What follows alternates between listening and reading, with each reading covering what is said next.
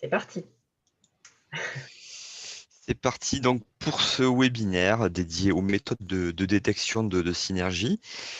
Donc, comme on le disait, 2 heures intenses et l'idée c'est de vous partager un maximum de retours d'expérience et de méthodos à travers ces 2 heures. Je passe rapidement la main à Benoît pour un petit mot.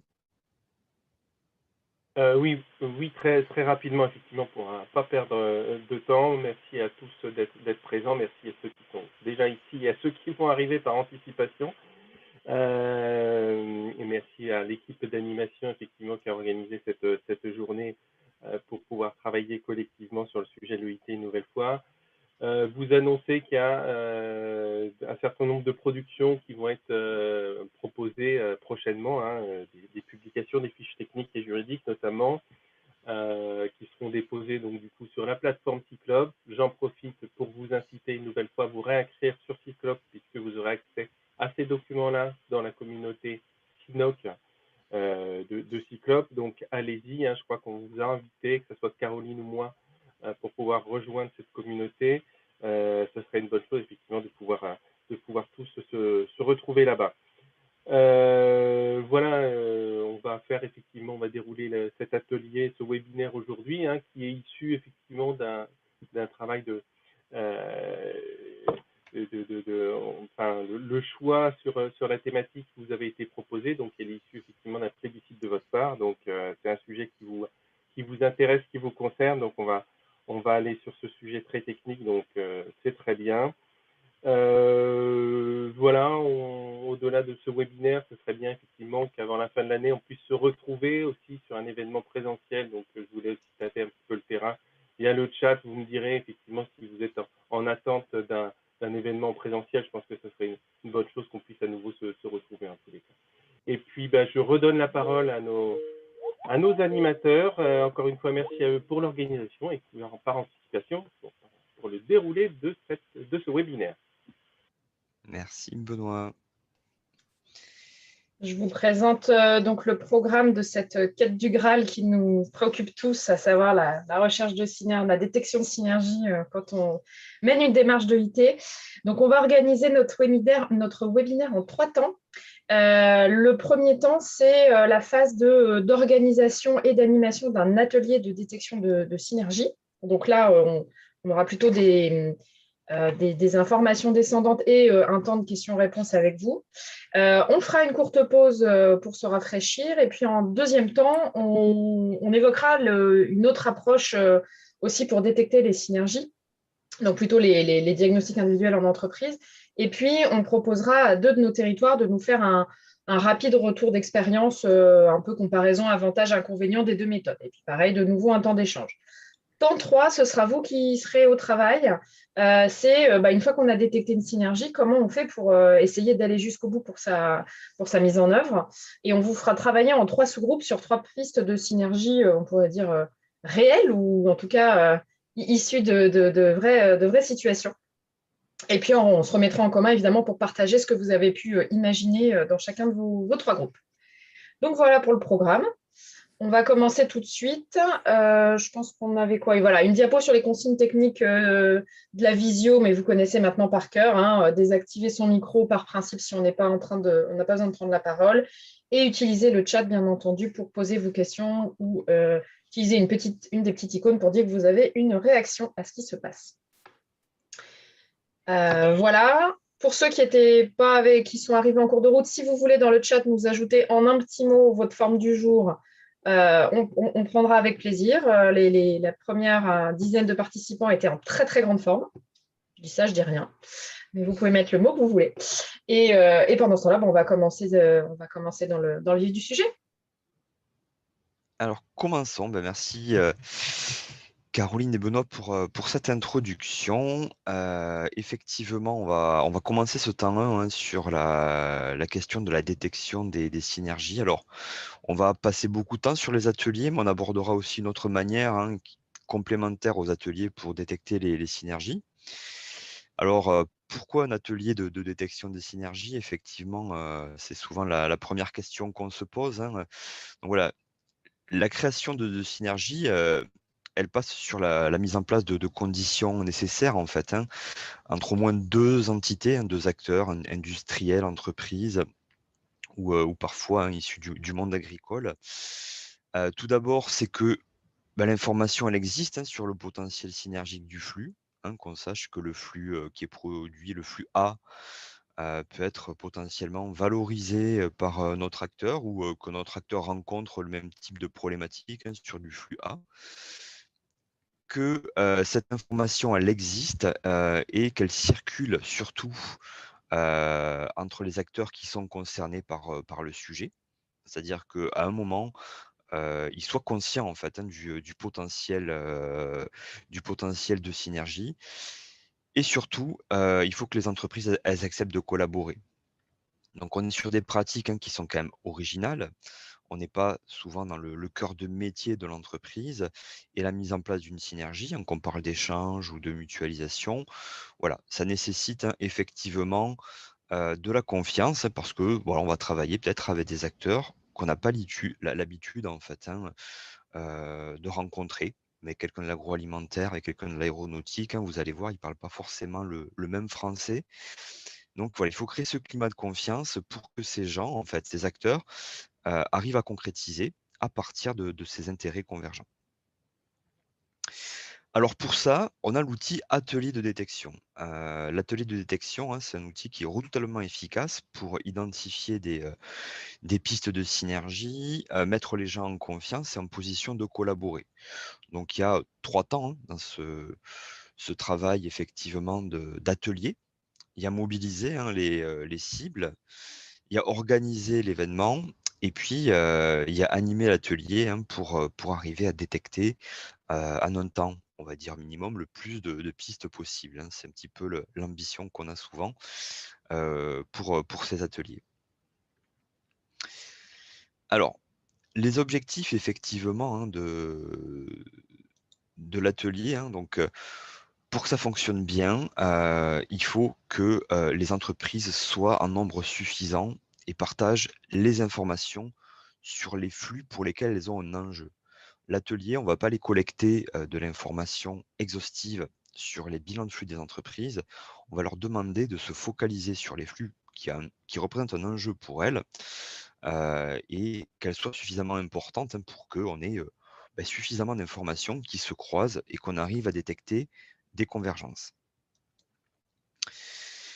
Donc, il faut que du coup ces acteurs, hein, qui ont des intérêts convergents, à un moment dans l'atelier, ils se rencontrent. Alors on parle, hein, de substitution, d'échange de flux, de mutualisation, de services, de déchets, parfois d'infrastructures ou de matériel. Donc il faut qu'elles arrivent à se rencontrer, à s'identifier et qu'elles arrivent à échanger dans un climat de confiance, à échanger le plus d'informations possible. Plus loin on ira dans l'échange d'informations, mieux ce sera pour, la partie suivante, hein, qui va être l'identification de la faisabilité de la synergie.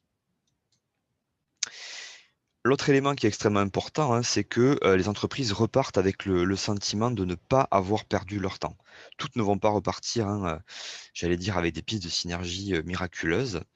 Ce qui est important par contre, c'est qu'elles en retirent quelque chose. Ça peut être de l'information, en marge, hein, j'allais dire de l'atelier, et de la recherche de synergie. Ça peut être du réseau, hein, après avoir rencontré quelqu'un, voilà, qui peut les intéresser, hein. Ça peut être un élu ou un autre acteur, entreprise.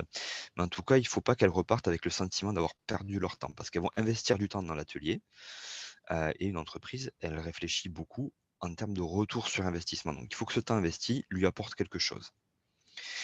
Du coup, en face, les ingrédients, hein, pour que tout ceci, hein, se fasse de manière efficace, pour que l'atelier soit efficace, c'est le bon casting, hein. Donc, il faut les bons acteurs autour de la table. Il y a un vrai travail à faire, hein, on va dire, le ciblage des gens qu'on va faire venir, à l'atelier. Donc les entreprises, hein, qui sont, potentiellement on va dire, en phase avec ce genre de démarche, en capacité de comprendre et de rentrer assez rapidement dans la collaboration.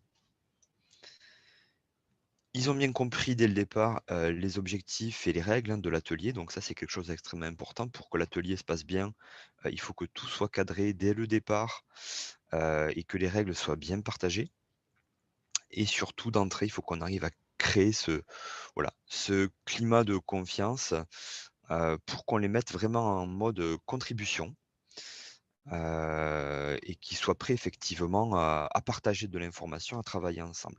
Alors, dans les bons acteurs sont autour de la table, il y a les entreprises, mais il y a aussi les représentants, hein. C'est-à-dire que les gens qui vont venir à l'atelier, il faut qu'ils aient les informations qui sont nécessaires. Je veux dire, si le chef d'entreprise envoie un collaborateur quelconque, enfin quelconque entre guillemets, mais quelqu'un qui n'a aucune info sur les flux et les enjeux de flux de l'entreprise, bon, il risque de perdre un petit peu son temps et de ne pas apporter grand-chose. Donc, dans les bons acteurs, il y a effectivement le type d'entreprise et le type de représentant. Donc voilà, il faut que ces acteurs aient l'information utile au moment de l'atelier. Et ça, du coup, ça passe notamment, on va le voir tout à l'heure, hein, par soit la collecte d'informations auprès des entreprises avant l'atelier, soit en tout cas, il faut leur communiquer le type d'infos qui vont être nécessaires et qui vont être utilisées pendant l'atelier. Le bon plateau, donc il faut quand même quelque chose qui soit, on va dire, calé au bon moment et qui ait une durée adaptée, hein, j'allais dire, à l'échantillon avec lequel on travaille. Des méthodes d'animation qui soient vraiment efficaces et on va dire et bien rythmées, hein. Ça, c'est vraiment important de donner du souffle à ce genre de démarche, hein. Ça fait partie, hein, vraiment du sentiment de ne pas avoir perdu leur temps aussi lorsque les gens, voilà, sont sollicités et lorsque ça bouge et que ça avance. Un cadre adapté et motivant. Donc il peut y avoir aussi, hein, une réflexion sur le lieu, sur lequel on va à l'endroit où on va organiser l'atelier, hein. Là, on parle bien d'atelier physique, hein, en présentiel, hein. Alors on peut faire tout ça en distanciel, on l'a testé, hein, pendant 1 an et demi, mais c'est quand même préférable, hein, de pouvoir le faire, j'allais dire, en présentiel. Et la convivialité, alors ça paraît anodin, mais c'est extrêmement important, hein. Et voilà, il faudra prévoir des petits moments de convivialité avant, après ou les 2, hein, parce que pendant ces moments-là, on crée le climat de confiance et puis il se passe aussi des échanges, qui n'ont pas forcément eu lieu pendant l'atelier entre les acteurs. Voilà, et il faut un cadre sécurisant, hein, en tout cas sur la confidentialité, des informations qu'on va échanger pour que les gens, voilà, puissent, on va dire, se lâcher en termes de partage d'informations. Alors, il peut y avoir effectivement en face de tout ça des éléments perturbateurs, hein, dans un atelier. C'est anticipé. Il y a des petites, recettes, hein, pour gérer tout ça. Alors tout d'abord, on peut avoir, dans l'échantillon d'acteurs économiques, hein, qui participent, des participants dont le business est au cœur de certaines discussions.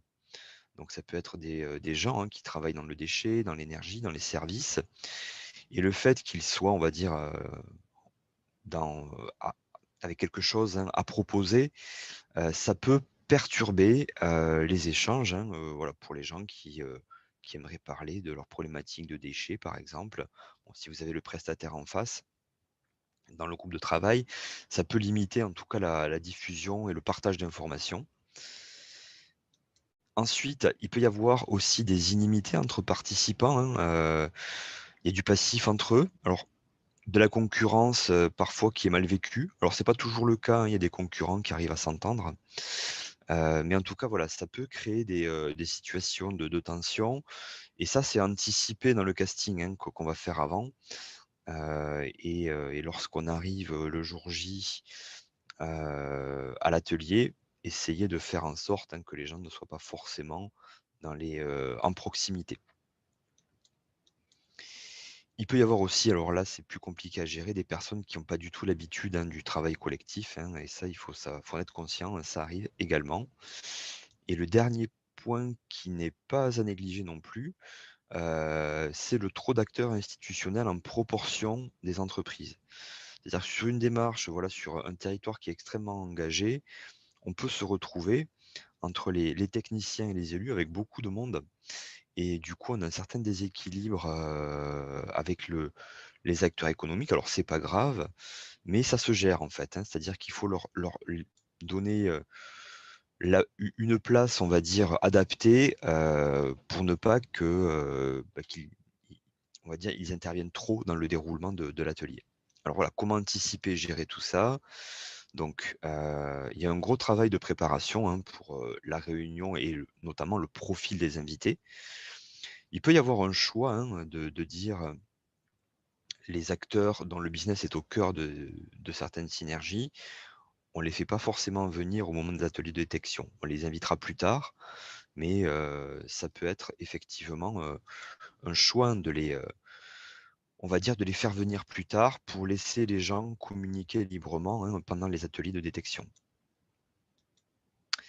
Il faut aussi, du coup, lorsqu'on a fait ce travail, hein, de programmation et lorsqu'on sait qu'il y a des gens qui peuvent être en tension, voilà, essayer de faire en sorte, hein, qu'ils ne soient pas forcément aux mêmes tables et éviter de les mettre, on va dire, en proximité les uns des autres parce que s'il y a des tensions, ça peut perturber les échanges d'informations entre les autres acteurs.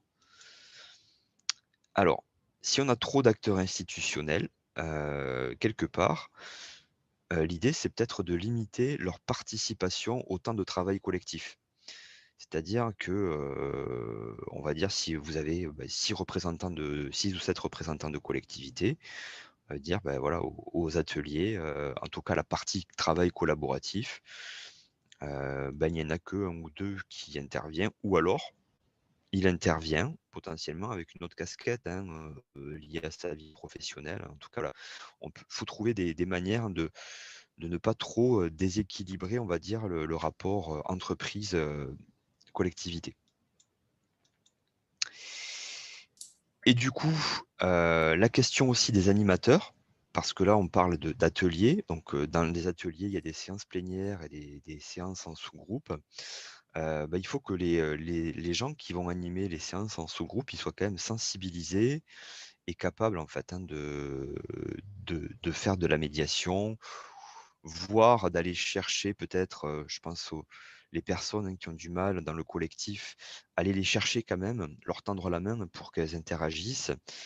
Et de toute façon, c'est voilà, l'animateur, hein, de la table, hein, où va se passer le travail collectif, qui est le garant du cadre. Alors, je vais peut-être passer la parole à Caroline, hein, puisque cette partie, vous l'avez un petit peu vu lors du précédent webinaire. Oui, alors effectivement, c'est un rappel, mais simplement pour vous remettre en tête que là, maintenant, on va en quelques diapos vous dérouler les 3 étapes clés qui sont pour nous 1, mobiliser, 2, organiser son atelier et 3, l'animer. Donc, on revient un petit peu sur les détails de ces 3 étapes clés-là. Donc, effectivement, cette diapo, elle reprend des choses que vous avez vues lors du premier webinaire qui portait sur la communication. Donc, c'est juste vous rappeler un peu comment on cible ces cibles, les entreprises et les personnalités qu'on veut faire venir dans son atelier. Donc, il y a la question du qui et du quoi, qu'est-ce qu'elles font et pourquoi on les fait venir, hein. Donc, les entreprises et des dirigeants qui peuvent entendre ou qui peuvent être intéressés, soit parce qu'ils ont déjà une politique environnementale, une sensibilité sur les sujets en lien avec l'EIT, ou ils ont un enjeu sur leur marché aussi, sur leur positionnement de marché, qui fait que ça peut faire tilt pour eux. Les têtes de réseau aussi qui vont être impliquées dans… Voilà, on sait qu'on sait avoir du réseau de l'entre-gens parce qu'il y a aussi un effet d'entraînement, d'effet boule de neige qu'on va chercher. Donc, en fait, on cherche d'abord à mobiliser des pionniers, donc des gens qui font déjà, qui veulent aller un cran plus loin, et puis des alliés, des gens qui ne sont peut-être pas encore dans l'action, mais qu'on sait intéresser et qui pourraient basculer. Donc, qui sont dans des logiques collaboratives, des entreprises peut-être qui vont avoir une sensibilité avec une politique RSE ou un ISO 14001, par exemple. Ensuite, on va élaborer des supports et des messages adaptés et percutants pour pouvoir donner envie de venir, hein. Votre objectif prioritaire à ce stade-là, c'est d'avoir certes du monde qualifié, mais aussi le nombre adéquat par rapport à ce que vous voulez faire dans cet atelier. Donc, trouver pour le discours à tenir des exemples, des témoignages locaux, enfin des éléments de motivation aussi exogènes, on va dire, au sujet de l'EIT, des synergies dont on veut leur parler, hein, donc à travers Cyril en a déjà un peu parlé, le lieu, la convivialité, mais aussi, pourquoi pas, des personnalités, la présence de la presse. Et puis après, choisir les bons réseaux pour la diffusion, les bons canaux, les bons supports.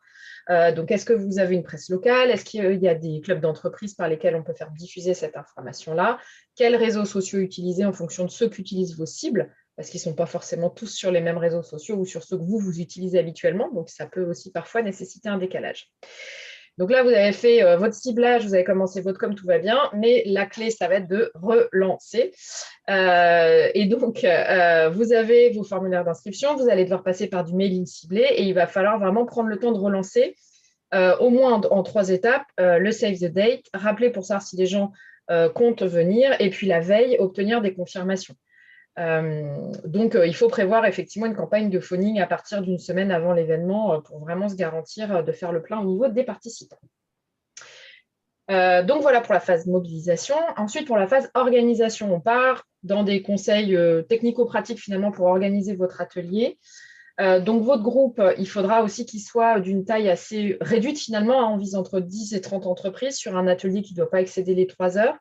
Donc, il va vous falloir un certain nombre de co-animateurs que vous allez aller chercher au sein des structures partenaires ou copilotes de la démarche. Hein. Donc, il va falloir aller chercher des personnes que vous pourrez briefer, des collègues ou des co-animateurs.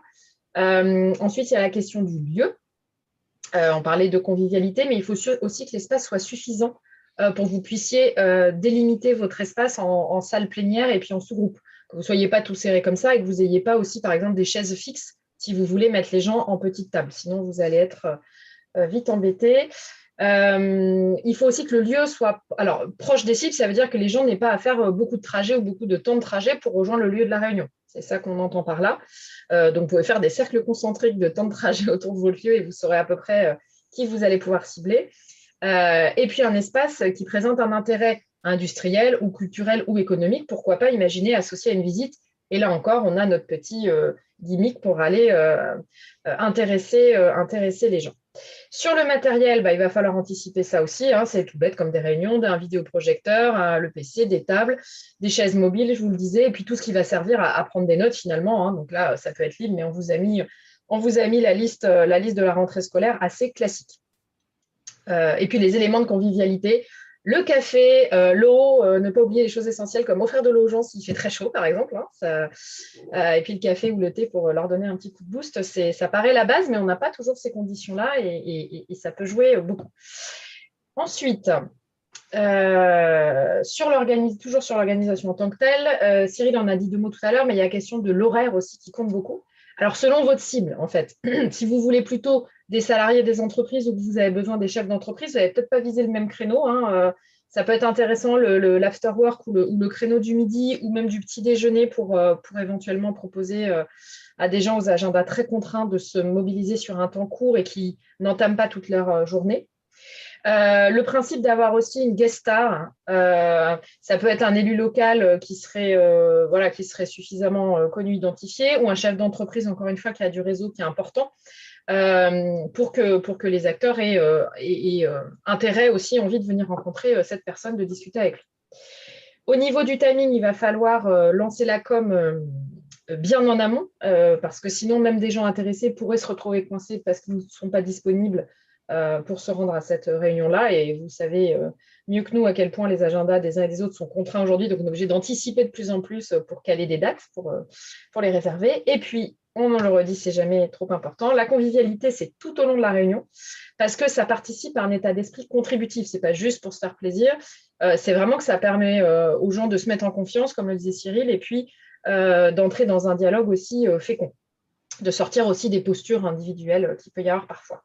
Les temps aussi informels, donc une pause café ou éventuellement un repas ou un apéritif à la fin, parce que c'est le moment où il va y avoir des échanges aussi en aparté qui généralement produisent des choses intéressantes en termes de partage de potentiel business et donc d'écologie industrielle et territoriale. Attention, évidemment, cette convivialité, elle a un coût en temps parce que ça vous mange, entre guillemets, du temps de réunion, mais néanmoins, son utilité étant avérée, ça vaut le coup de le prendre en compte. Alors, vous pouvez jouer aussi sur les horaires de l'invitation pour voir comment le prendre en compte ou pas dans l'invitation, pour ne pas faire peur aux gens sur la durée de la réunion. Et puis, évidemment, ça prend du budget aussi, s'il faut prévoir un accueil café, etc. Quelle est la dernière question aussi, c'est un peu quelle est la bonne fréquence et quel est le bon nombre des ateliers. Alors, les quelques conseils qu'on vous met là ne sont pas des règles absolues, on va dire, mais disons que c'est le retour d'expérience de plusieurs années qui nous fait dire que ça peut être à peu près ça. Donc, sur un périmètre, un atelier de détection par an, c'est le bon rythme parce que si vous commencez à faire plus intense, ça risque d'essouffler aussi votre public cible. Et en tout cas, avant d'en lancer un nouveau, ou en tout cas avec de nouvelles entreprises, il faut avoir des résultats. La preuve par l'exemple pour pouvoir entraîner d'autres acteurs dans la dynamique. Selon aussi la nature du territoire, vous pouvez le découper en périmètre thématique éventuellement, si vous avez une zone d'activité avec une chaîne de valeur bien identifiée, une filière bien identifiée, ou en périmètre géographique pour limiter le temps de trajet, comme je disais tout à l'heure. Et puis, il faudra viser d'avoir un nombre suffisant d'entreprises, parce que c'est mathématique aussi, les possibilités de coopération, d'échange, finalement, sont mathématiquement plus importantes si vous avez plus d'acteurs autour de la table. Donc, il faut trouver le juste niveau entre la possibilité d'animer et le fait d'avoir suffisamment de gens pour qu'ils puissent avoir des échanges entre eux. C'est pour ça qu'on évoque ce chiffre d'entre 10 et 30 entreprises représentées, en tout cas sur un gros atelier. Ça peut être moins, mais après, vous avez potentiellement un petit peu moins de potentiel qui émerge. Troisième étape, l'animation.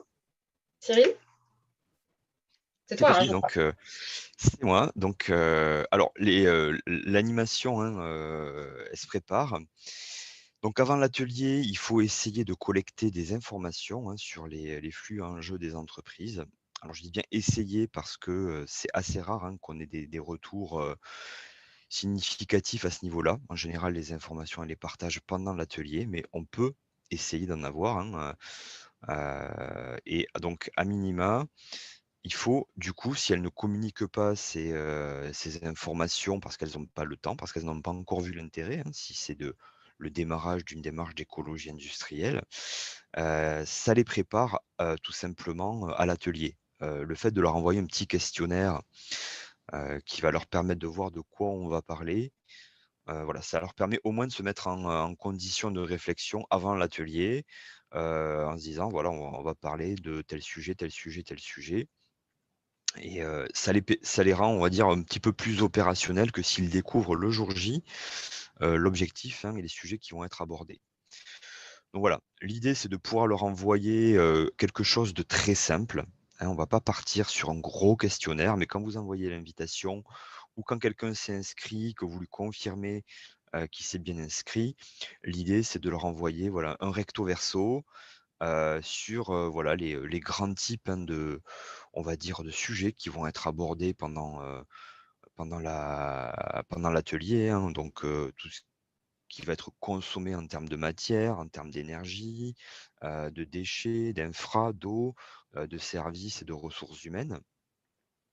Et l'idée, c'est que voilà, vous leur proposiez quelque chose de très simple, où qu'ils puissent cocher, savoir s'ils ont des enjeux de synergie, peut-être mettre des commentaires et s'ils ont le temps, des quantités, des valeurs. Très clairement, les retours à ce genre de questionnaire sont vraiment très rares, mais en tout cas, ça les met en condition de réfléchir, parce que souvent, ils l'ouvrent, ils regardent de quoi ça va parler. Alors, lors de l'atelier, on disait que parmi les ingrédients, il y avait cette idée de créer la confiance et une ambiance propice au travail collectif. Donc ça, effectivement, c'est extrêmement important. Et alors, il y a plusieurs manières de le faire. Donc, il y a eu ce qu'on appelle cette idée de briser la glace. Ça se passe en début d'atelier et il y a plusieurs techniques d'animation pour ça. Alors, ma préférée, je vais passer un peu de temps là-dessus parce que je la trouve redoutablement efficace. Si vous avez un nombre d'entreprises qui n'est pas trop élevé, parce que ça prend du temps, vous faites des présentations croisées. C'est-à-dire que vous laissez un temps d'une dizaine de minutes aux acteurs qui sont présents pour se parler, se présenter l'un à l'autre, donc en binôme, et le tour de table.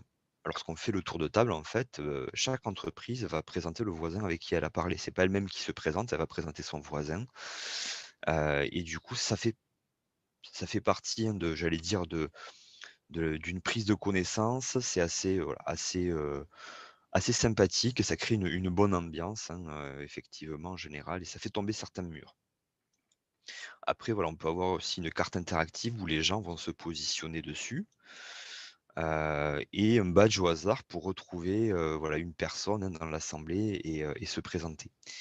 Donc voilà, c'est vraiment des petites astuces d'animation qui sont efficaces et qui permettent en début de réunion tout simplement de créer cet état d'esprit, hein, et de les mettre en situation vraiment de contribuer et d'être en confiance. L'autre élément qui crée de la confiance, c'est que c'est un cadrage efficace avec des règles de bon fonctionnement. Ça, c'est vraiment quelque chose, hein, qui est important aussi à poser en tout début d'atelier. Le rythme, en fait, le premier temps, donc moi je considère, hein, qu'il faut globalement commencer par une plénière, c'est-à-dire que la plénière, elle sert à poser le cadre, à quoi sert l'atelier, vers quoi on va aller, comment on va le faire. Parfois, peut-être faire une petite remise à niveau, notamment sur les questions de synergie et d'écologie industrielle. Mais ça, il faut que ce soit court, hein, c'est vraiment une demi-heure maximum. On y présente voilà, le déroulé, les objectifs de l'atelier. Je pense qu'il faut assez, même si c'est très court, revenir sur ce qu'est l'écologie industrielle, ce que sont les synergies, pour que tout le monde ait bien conscience, hein, du sujet, et notamment à travers des exemples du potentiel de ce qu'on peut faire et ce qu'on peut dérouler en termes d'écologie industrielle. Alors, pour ça, vous avez vous avez des ressources, hein, vidéo aujourd'hui, hein, sur ces sujets, des démarches qui ont fait des petites vidéos de 2-3 minutes avec des entreprises qui parlent et qui montrent des exemples de synergie. C'est assez efficace en fait, parce que du coup, ça met du rythme, hein, c'est-à-dire qu'on alterne les prises de parole et les vidéos courtes. Et c'est des entreprises, même si c'est par vidéo interposée, qui parlent aux entreprises. Et c'est assez efficace. Voilà, cette idée d'illustrer, elle est importante pour que les gens comprennent bien ce qu'on cherche à faire et que c'est possible, hein, tout simplement. On rappelle les règles, donc ça c'est vraiment important, on le répète encore. Et ensuite, voilà, il y a cette partie plénière et après, il y a nécessairement un travail en sous-groupe. Lorsque vous avez des groupes de 10 à 30 entreprises, voire parfois même plus, hein, on peut arriver à plus, on va travailler en sous-groupe. Ce n'est pas possible de travailler en groupe entier, donc il va falloir qu'on organise un travail en sous-groupe et qu'on lui donne un but. Il faut que ce soit rythmé. Donc il faut qu'on enchaîne vraiment plusieurs séquences sur des sujets différents ou avec des participants différents. On va voir qu'il y a 2 options, hein, sur le type, hein, d'organisation du sous-groupe. Mais il faut qu'il y ait quand même du rythme et qu'on soit sur des séquences, grand maximum de demi-heure, hein. C'est-à-dire que je pense que 20-25 minutes, c'est pas mal. Demi-heure grand maximum, après ça doit tourner. C'est-à-dire qu'il faut qu'il se passe des choses. Alors, nous, on peut, enfin, comment dire? Ce qu'on propose, hein, c'est une option de travailler, on va dire, sur des thématiques ciblées par table et de faire en sorte, en fait, voilà, que les gens qui sont autour de la table puissent tous s'exprimer. Ça, c'est le rôle aussi de l'animateur, de distribuer la parole et d'être sûr, en fait, hein, que les gens aient au moins 5 minutes d'expression, hein, par rotation, pour qu'ils puissent tout simplement partager de l'information et contribuer. C'est vraiment quelque chose d'important. Ça fait partie aussi de la satisfaction de l'entreprise, hein, qui, je vous disais tout à l'heure, il faut qu'elle sorte de là en ayant l'impression, voilà, d'en avoir retiré quelque chose. Le fait de partager ces informations, ça en fait partie. Et il y a des gens qui sont pas hyper à l'aise avec on va dire l'expression en groupe, même en petit groupe. Et du coup, voilà, c'est un petit peu le rôle de l'animateur de la table d'aller lui tendre la main et de faire en sorte que tout le monde parle.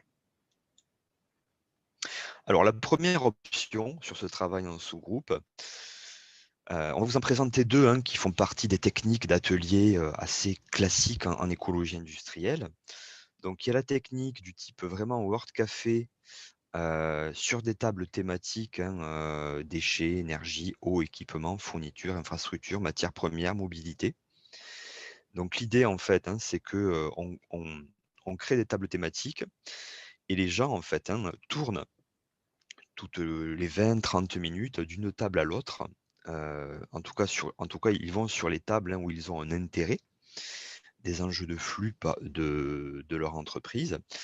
Et ensuite, voilà, lors de chaque rotation, ils contribuent à enrichir les discussions sur ce sujet en ayant l'animateur de la table va leur rappeler, qui est présent sur la table à toutes les rotations, va leur rappeler ce que les précédentes rotations ont partagé comme information, ont identifié comme enjeu les concernant sur tel type de déchets, par exemple. Et du coup, ça permet à l'acteur qui arrive de contribuer, de rajouter des choses. Et voilà, on organise plusieurs rotations et au final, on a une synthèse, un partage d'informations sur la thématique avec nécessairement souvent on voit qu'il y a des convergences, des gens qui vont plusieurs personnes qui vont se focaliser sur tel ou tel type de flux au cours des différentes rotations. Et ça permet voilà, d'identifier des pistes de synergie, puisqu'on a une convergence d'intérêts sur un sujet lié à la thématique de la table. Et derrière, du coup, on a notre liste en fait de pistes de synergie qui commencent à se dessiner. Alors, ces tables thématiques, comment on les choisit? Vous avez vu, il y a plusieurs effectivement sujets qu'on peut aborder. On a essayé de les catégoriser, vous avez la liste sous les yeux. Alors, on peut à un moment faire appel au vote, dire aux gens voilà, quels sont les sujets sur lesquels ils seraient intéressés en tout cas de partager ou d'approfondir. Et du coup, la démocratie étant importante, enfin, en tout cas au cœur de ces démarches-là, on choisit les tables qui sont prioritaires. Il se peut parfois qu'on les fusionne, ça arrive souvent sur les questions voilà, d'équipement et d'infrastructure, de services. Enfin, voilà, on arrive, service, mobilité, transport, des fois, c'est des choses qu'on fusionne. Donc, on arrive à faire des regroupements et on va dire à faire en sorte que le plus de besoins émergent. Et du coup, voilà, le rôle de l'animateur est assez important, l'animateur de table. Donc, vous et puis les collègues et partenaires que vous allez briefer sur le sujet, parce que voilà, il est là à toutes les rotations, il prend les notes sur sa feuille, il distribue la parole en veillant à ce que tout le monde parle, et à chaque rotation, il partage les informations que les précédents ont données. Et c'est lui en fait qui fera la synthèse finale des sujets qui sont les plus récurrents et qui mobilisent le plus d'entreprises. Donc le support nécessaire, nous on utilise voilà, des grandes feuilles A2 qu'on pose sur la table sur lesquelles on prend des notes, ou alors si vous avez le matériel, ça peut être aussi des ordis, c'est-à-dire que l'animateur saisit à la volée, on va dire, les informations. Alors, l'avantage de la grande feuille A2, c'est que tout le monde voit ce qui se passe. L'ordinateur, c'est un petit peu... Voilà, l'animateur voit ce qu'il saisit, les participants, pas forcément. Donc, la grande feuille A2 ou le paperboard, c'est quand même intéressant. Donc, et les questions qui se posent effectivement pour interpeller on va dire les participants, c'est que voilà, est-ce que vous avez des besoins relatifs à ce type de flux? Quels sont-ils? Et quelle synergie pourrait solutionner ces besoins-là? C'est comme ça que on interroge en fait les participants en début de rotation. L'autre option, en termes de type d'atelier, alors c'est lié à une méthode qu'on appelle PNSI. Et donc là, les groupes d'entreprises sont fixes.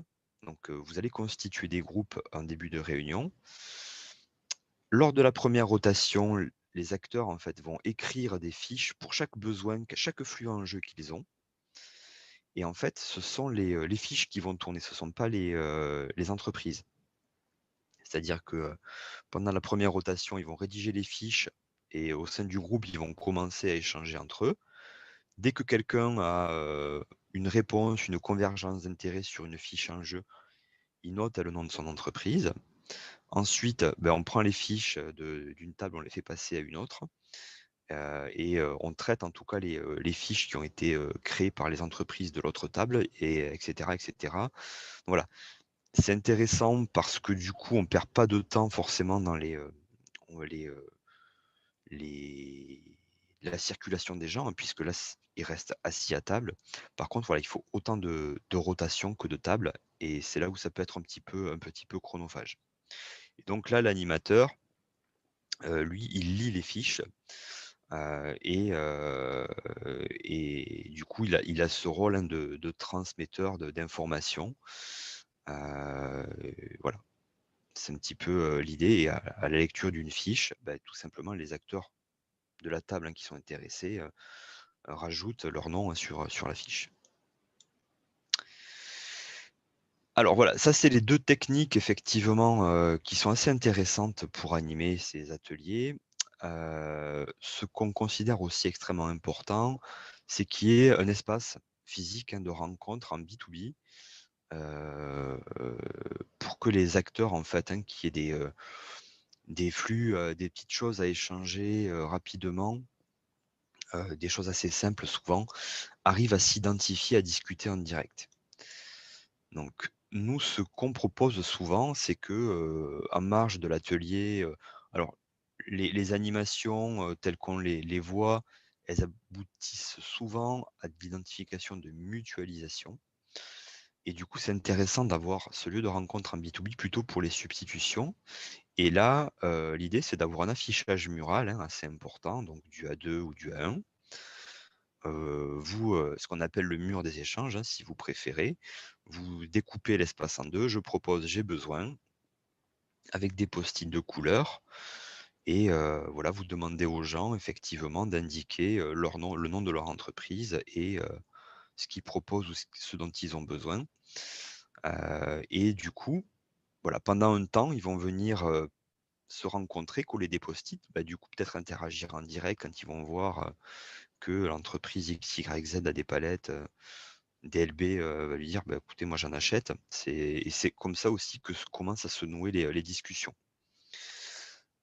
Et donc là, c'est des moments qui sont assez intéressants parce que dans tout le travail d'atelier qu'on vous a présenté, les animateurs, des fois, ils ont besoin de temps de réflexion ou de synthèse. Et du coup, pendant ce temps-là, on peut renvoyer les entreprises vers ce mur-là pour qu'elles continuent à partager de l'information, à discuter, et les animateurs ayant ce temps de synthèse en parallèle.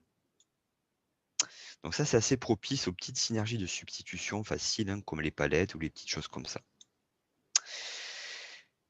Donc voilà pour cette séquence. Alors, c'est vrai que je vous ai bombardé d'informations, hein. Je ne sais pas si peut-être l'idée, c'était de voir aussi ce que vous aviez comme question. On a par une rapport première question posée par Christian Payette qui demande s'il ne serait pas plus judicieux d'organiser plusieurs rencontres sur une année. Par exemple, si on vise 30 ou 40 entreprises, faire plutôt des plus petits groupes, on va dire de 10 à 15 entreprises à chaque fois. Alors, ça peut, si on dispose du temps même pour le faire. Après, voilà, le risque de viser très clairement, hein, un échantillon trop petit, c'est de se retrouver avec quasiment personne. C'est-à-dire que vous pouvez avoir, par exemple, 20 inscrits, ça m'est déjà arrivé, hein, un atelier, vous retrouvez avec 12 entreprises parce que le jour J, il y a une urgence, etc. Si vous partez sur des échantillons déjà à 10, il se peut que le jour de l'atelier, vous vous retrouvez à 5 ou 6 entreprises. Et là, du coup, avec un nombre trop faible, c'est compliqué de trouver des choses et de faire en sorte que les gens n'aient pas l'impression de perdre leur temps.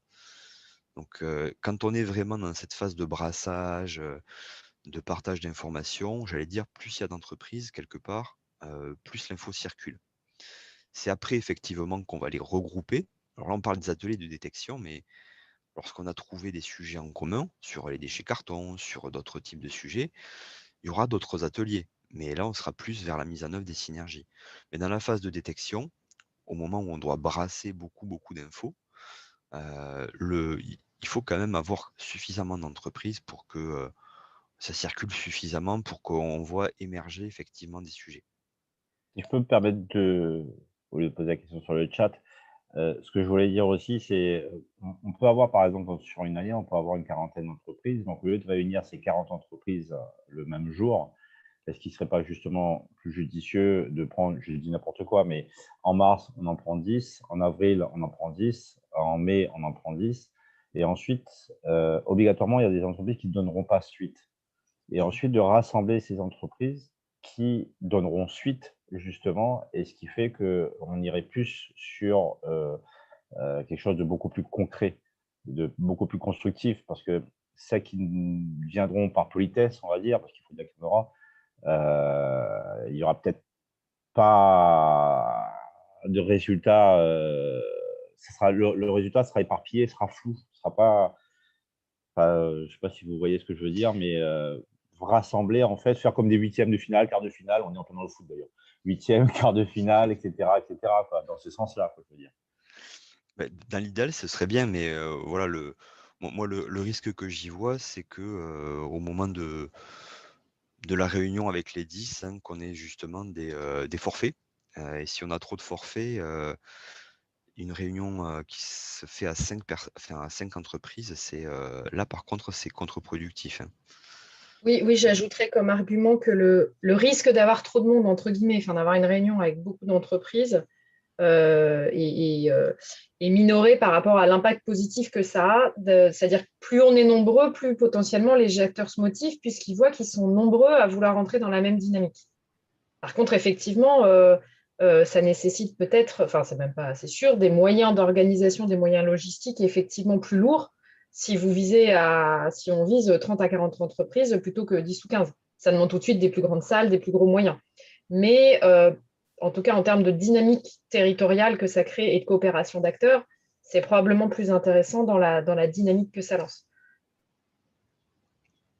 Après, voilà, on est vraiment dans le. Enfin, moi, je vois la question derrière ce que dit Christian, c'est d'aller vers l'opérationnalité rapidement, en fait. Oui, C'est et ça. j'allais poser la question, est-ce que vous avez un retour d'expérience particulier justement de votre côté là-dessus? Moi, j'ai réuni, en fait, j'ai invité une vingtaine de personnes. J'en ai eu 5 qui ont été excusés parce que par rapport à la période en question. Donc 15. Et sur les 15, en fait, on en a retiré 5 synergies, quoi. Ça a été du concret directement. Oui, mais Après, on a fait des rencontres. Enfin, moi, je l'ai refait. Après, je rechoisis 20. Enfin, non, c'était 15 autres entreprises. Et ces 15 autres entreprises donc, sont venues. Et j'ai fait venir une entreprise qui était venue au premier rendez-vous, à la première réunion sur laquelle on avait sorti les 5 synergies. Donc, lors de cette deuxième réunion avec de nouvelles entreprises, ils ont eu donc un retour. Et du coup, on a ressorti 4 autres synergies, quoi. Ce que je veux dire, c'est le fait de travailler en petits groupes, comme vous dites, les tables en atelier, etc., au lieu de le faire dans une même pièce et faire plusieurs tables, pourquoi pas le faire sur plusieurs jours, ces tables, les prendre sur plusieurs jours.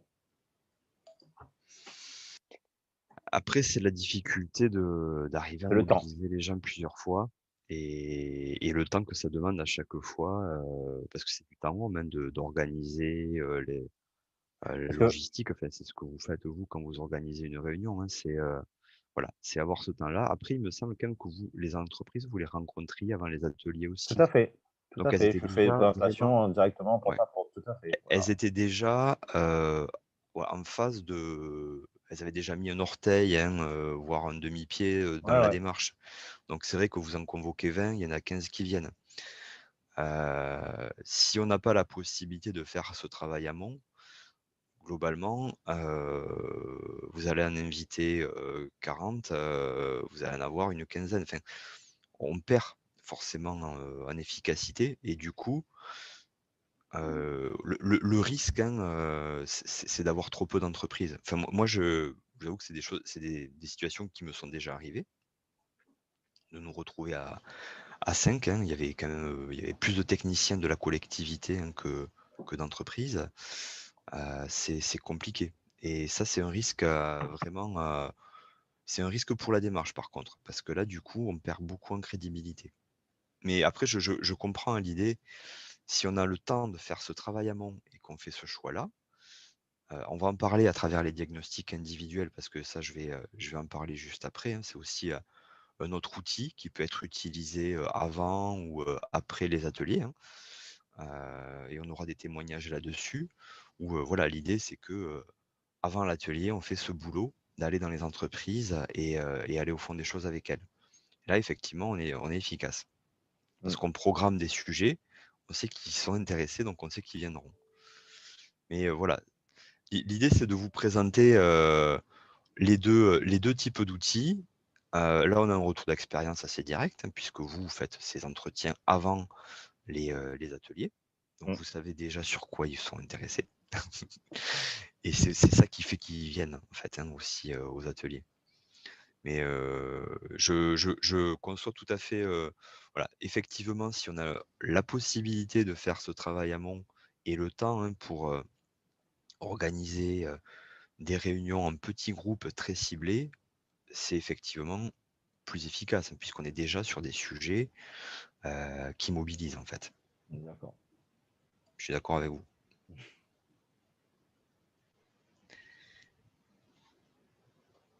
Y a-t-il d'autres questions, Caroline? Non, là, j'en vois pas.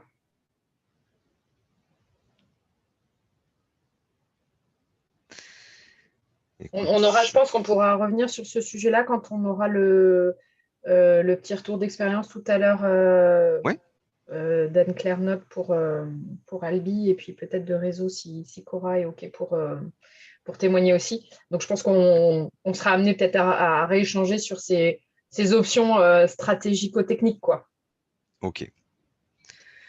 On peut peut-être faire la pause comme on est dans les temps, comme Eh ça. ben, Parce écoute, qu'après, voilà, on enchaînera sur une deuxième heure bien intense aussi. On travaille. Donc, si ça va à tout le monde, c'est une petite pause, mais comme ça, on reprend sur le coup de 10h, 10h05, mais 10h05 pile, on reprend. Voilà. ok. On espère que ça va à tout le monde.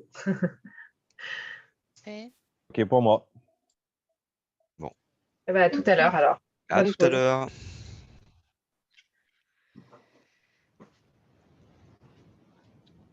Du coup, on va attaquer le temps numéro 2. Donc c'est vrai qu'il y avait eu une demande la dernière fois lors du dernier travail, hein, collectif d'avancer sur les ateliers. Donc il n'y a pas que les ateliers, hein, qui servent à détecter des synergies. Il y a une démarche complémentaire et bon, on a commencé à en parler pendant le temps de questions-réponses, hein, notamment à travers l'approche, hein, que déploie Christian, où avant les ateliers, il y a des échanges avec les entreprises. Et du coup, c'est ce diagnostic individualisé, hein, vraiment en porte-à-porte avec les entreprises. Alors, ça peut être utilisé à la place de l'atelier. Il y a certains acteurs, hein, qui le font ainsi, mais c'est surtout un outil très complémentaire en fait, hein, à l'atelier. Alors là, on va vous présenter vraiment la méthode, hein, en présentiel, c'est-à-dire qu'on se déplace, on va rencontrer l'entreprise. Et l'idée, donc du coup, pour collecter l'information sur les enjeux de flux des entreprises, ce qui est aussi l'objet, hein, des ateliers où on les met en présence et où eux interagissent en direct. Là, l'idée, c'est de le faire à travers un temps, hein, dédié avec eux de façon personnalisée. Donc, le diag individuel, hein, effectivement, c'est cette idée de disposer d'un temps vraiment privilégié avec le représentant de l'entreprise. Déjà, dans un premier temps, hein, c'est l'occasion de faire de la pédagogie, hein, sur la démarche d'écologie industrielle et territoriale, expliquer ce que c'est, les potentialités qu'il y a derrière. Donc ça, effectivement, hein, en tout cas, le partage, hein, du potentiel qu'offre l'écologie industrielle, ça les met aussi en situation effectivement de réfléchir et de contribuer. Et ensuite, comme on a un temps privilégié, l'objectif, c'est de collecter le plus d'infos possible sur les flux, les matériels, les infras, les services qui sont nécessaires au fonctionnement de l'entreprise. Donc, à travers vraiment voilà, un guide d'entretien qui est conçu pour ça. L'idée, c'est que dans un temps le plus court possible, on collecte le plus d'informations possible. Et ensuite, une fois qu'on a fait ce travail, j'allais dire, de collecte d'infos, c'est l'idée de demander à l'entreprise, effectivement, qu'elle nous identifie vraiment les priorités par rapport à ces enjeux de flux, son besoin en écologie industrielle, des sujets vraiment sur lesquels elle serait prête à travailler très rapidement avec d'autres acteurs parce qu'il y a un enjeu particulier, elle est motivée là-dessus. Du coup, ça rejoint ce que disait Christian, hein, quand on a fait ce job-là avant l'atelier, on peut déjà passer à des ateliers thématisés avec un groupe d'entreprises dont on sait qu'elles vont avancer sur le sujet. Alors, dans l'idéal, hein, comment ça se passe, un diagnostic individuel, hein, c'est une visite sur site avec un entretien. Faut compter 2 à 3 heures, hein, en fonction de la taille de l'entreprise. Les interlocuteurs dans ce cadre-là, en règle générale, alors pour les TPE, PME, on va avoir les chefs d'entreprise, hein, qui en plus, en général, hein, connaissent le fonctionnement de l'entreprise de A à Z et surtout, hein, pour s'exprimer sur les priorités sont les plus légitimes. On a aussi souvent les fonctions qualité, sécurité, environnement, parce que du coup, hein, c'est des gens qui ont une bonne vision aussi des flux. On peut avoir, alors c'est plus rare, hein, mais la fonction production et parfois des gens, hein, des achats. Donc c'est déjà arrivé d'avoir des acheteurs, hein, dans les groupes de travail, parce que là aussi on a des gens qui ont, ils ont une bonne vision de ce qui rentre et ce qui sort. Alors peut-être pas sur des enjeux de flux en prod, etc. Mais en tout cas, ils ont une bonne vision panoramique, hein, de ce qui rentre et ce qui sort de l'entreprise. Alors, le coin qui peut coincer, un petit peu comme lors de l'atelier, mais lors de l'atelier, l'entreprise va délivrer l'information qu'elle veut. Ce qu'elle ne veut pas livrer, elle ne le livrera pas. Mais là, on va dire en vis-à-vis, hein, lorsqu'on est en tête-à-tête avec l'entreprise, ce qui peut coincer, voilà, c'est la communication des données, la question de la confidentialité, parce qu'on va quand même questionner sur les flux qui rentrent, qui sortent, on rentre dans le cœur un petit peu de l'activité. Il y a des gens, voilà, à qui ça peut poser problème. Donc voilà, la méthode, hein, pour libérer le potentiel d'engagement, la méthode free, hein, c'est éventuellement formaliser un accord de confidentialité si c'est nécessaire, mais c'est un processus lourd. Il faut en tout cas rassurer, c'est-à-dire qu'on n'est pas obligé de passer par l'accord de confidentialité, en tout cas l'élément formel, hein. On peut déjà rassurer sur la confidentialité des données qui vont nous communiquer.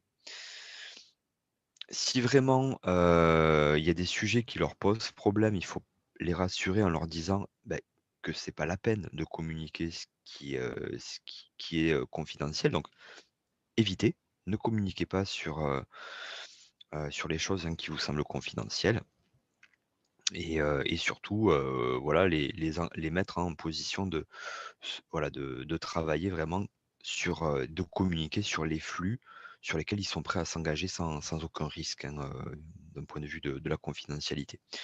Voilà, il faut les rassurer, leur proposer une formalisation, ça se fait, mais c'est un peu lourd, hein, à mettre en place, de signer des accords de confidentialité. Les choses les plus rationnelles, hein, c'est de leur dire, voilà, vous ne communiquez vraiment que les infos qui ne vous posent pas de problème. Alors, comment on réussit, hein, ce genre d'opération de diagnostic individuel? Donc on a vu effectivement, il y a toujours ce travail de mobilisation, donc là on ne va pas y revenir dessus. Il y a la prise de rendez-vous avec l'entreprise qui se déclare volontaire, hein, qui répond à votre questionnaire ou qui répond positivement, on va dire, à la question que vous allez poser, hein, sur la volonté de faire un diag individuel. N'hésitez pas, n'oubliez pas de rappeler la veille pour être bien sûr que le rendez-vous a bien été enregistré, parce que là aussi ça peut donner lieu à certaines surprises, des gens qui, voilà, qui peuvent oublier ou qui ont d'un seul coup une urgence prod et voilà, qui vous disent: «Ah beh, du coup demain ce sera pas possible». Ça peut éviter des déplacements. Et le jour même, en fait, comment ça se passe, il y a toujours ce temps de tour de table, où on se présente. Alors l'acteur peut être seul ou ils peuvent être à 2 ou 3 personnes. Il y a une présentation vraiment synthétique de ce qu'est, la démarche, d'écologie industrielle dans le cadre de laquelle se passe cet entretien, cette visite. Et puis la question indispensable, c'est, qu'est-ce que ça évoque pour vous l'écologie industrielle, les synergies? Donc là, on a vraiment, une expression de la représentation qu'a votre interlocuteur de ce qu'il met derrière tout ça et vous pouvez du coup compléter, corriger, la vision de votre interlocuteur pour avoir la même en fait, hein. L'idée c'est, déjà d'entrer, comme pour le temps collectif, d'avoir effectivement la même représentation de ce qu'est l'écologie industrielle et les synergies. Et ensuite, heu, du coup, il y a la collecte d'informations vraiment, grâce au questionnaire support, où, on va collecter l'info. Alors moi, ce que j'aime bien faire, en tout cas dans ce genre de situation, c'est il y a un entretien posté.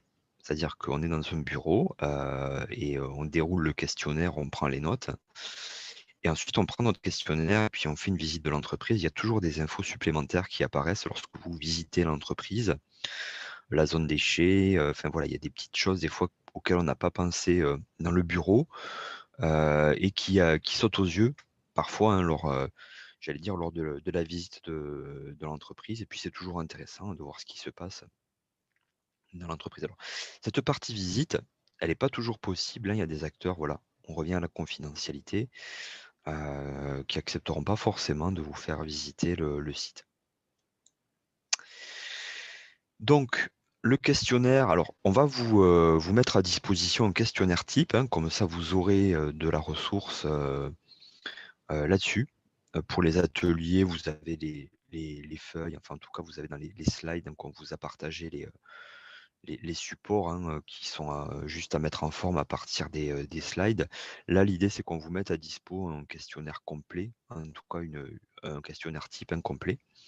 Donc le questionnaire, 1re phase, donc partage de la vision commune de l'écologie industrielle, présentation, du cadre de la démarche et connaître l'entreprise avec les infos que vous avez sous les yeux, ce qu'elle fait comme production, la taille, les effectifs, des éléments intéressants comme le parking et les aires de stockage, parce que là on peut avoir de la mutualisation, et puis vraiment les activités, la réglementation ICPE, éventuellement des certifications.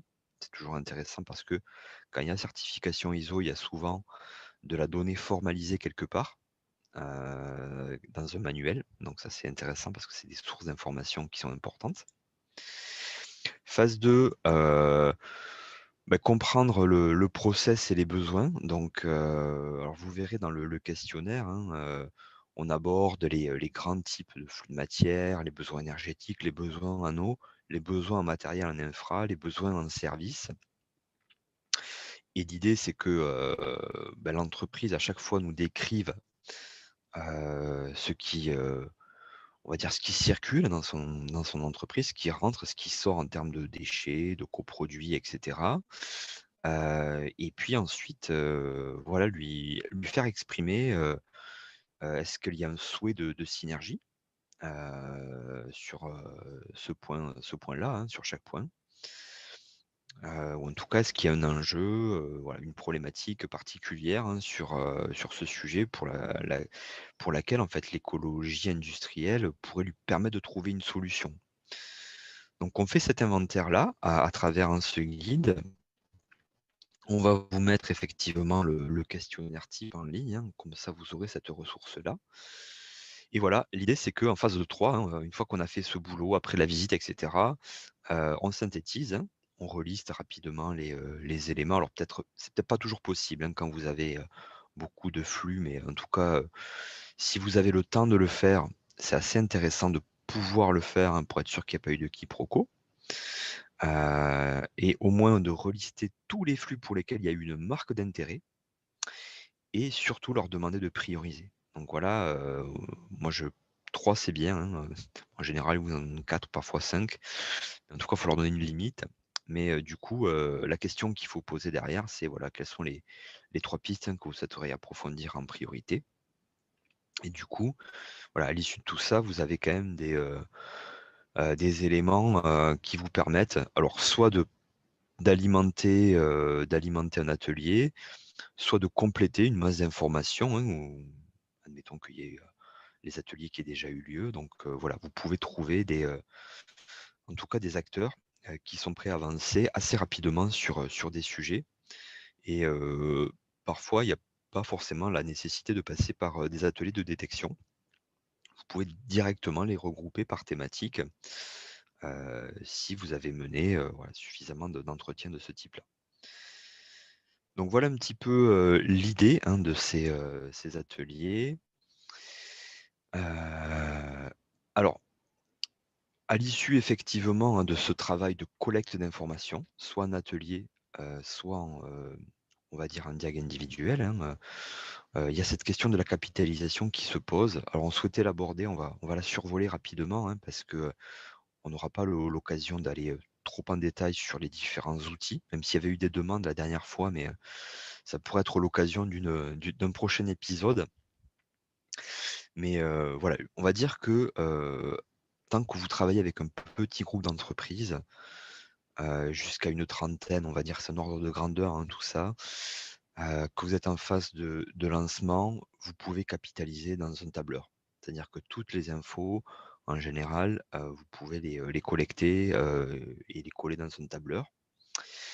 Par contre, lorsque vous avez un effectif d'entreprise qui commence à être plus important et lorsque vous avez plusieurs personnes qui contribuent à la collecte de données, si vous n'êtes pas tout seul, hein, si vous avez des collègues ou des partenaires aussi qui vont collecter de l'info, un outil informatique dédié, ça peut être intéressant parce que déjà, il y a un cadre de saisie qui vous oblige, hein, on va dire, à au moins utiliser des termes, hein, communs pour on va dire, identifier des types de flux. Voilà, aujourd'hui, il y a beaucoup d'outils, hein, sur le marché sur ces questions effectivement de l'écologie industrielle. Il y a plusieurs types de fonctionnalités dans ces outils. Il y en a certains effectivement, hein, voilà, hein, qui permettent d'identifier les offres et les besoins convergents, d'autres qui s'intéressent uniquement à de la mise en relation directe, hein, entre entreprises. Voilà, c'est vraiment des fonctionnalités, hein, qui sont assez diverses. Et l'idée, c'est que cette question, voilà, de l'outil, hein, elle se posera un moment dans vos démarches. Alors, elle n'est pas nécessaire au démarrage, hein, mais n'oubliez pas qu'à un moment qu'il faudra quand même, dans le cadre de la démarche, hein, se la poser. À partir d'une certaine masse de données, ça risque d'être nécessaire. Donc voilà pour cette partie plutôt diag individuelle. Et là, ce qu'on souhaitait faire, c'est faire témoigner alors, 2 territoires qui ont testé les 2 approches atelier et collecte individuelle d'informations. Et l'idée, c'était de leur laisser peut-être la parole, hein, pour qu'ils nous partagent leur expérience sur ces 2 techniques d'identification, de collecte d'informations et d'identification de synergie. Donc, je vais laisser la parole à Caroline et à nos intervenants. Je vais repasser tout de suite, hein, je propose qu'on commence par Anne-Claire Notte pour la communauté d'agglo de l'Albigeois. Si ça vous va, Anne-Claire, de nous faire voilà, un petit retour d'expérience. Ça marche. Donc, effectivement, nous, on s'est lancé dans la démarche de l'IT en 2019. Et on est parti sur directement 2 approches complémentaires. La première, ça a été de travailler sur les diags de flux, c'est-à-dire de prendre des rendez-vous avec les chefs d'entreprise et d'aller lister avec eux, du coup, quels étaient les flux entrants, les flux sortants, et voir là où il y avait des sujets pour eux. Et à l'issue de ça, on l'a mené sur plusieurs mois. On était sur mai, juin, juillet, août, septembre. On l'a fait à peu près sur 5 mois. Et à l'issue de ce travail-là, on a fait 2 bourses inter-entreprises. C'est-à-dire qu'on a fait se rencontrer les chefs d'entreprise autour de la table et voir quels étaient les flux sur lesquels, à ce moment-là, ils étaient prêts, eux, à travailler. Donc, l'idée pour nous des diags de flux, l'intérêt, le bénéfice, c'est que ça nous a permis de sensibiliser les chefs d'entreprise au sujet de l'UT. Et ce qui nous a permis de les mobiliser pour les bourses inter-entreprises qu'on a organisées en fin d'année, en septembre et en décembre.